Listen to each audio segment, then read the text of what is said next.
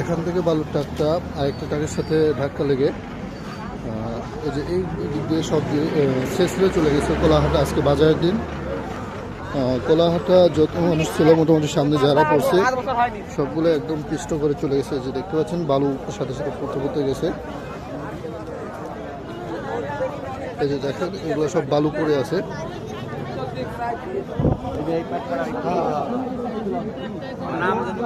চারিদিকে বালু পড়ে আছে পর্যন্ত অনেক কয়টা কাটা ফাটা, মানে একদম চিরবিচ্ছিন্ন লাশ পাওয়া গেছে। এত দূরে এসে একটা একদম পোল্ট্রি খেয়ে পড়ে গেছে, অনেকটাই দূরে একটা পোল্ট্রি এসে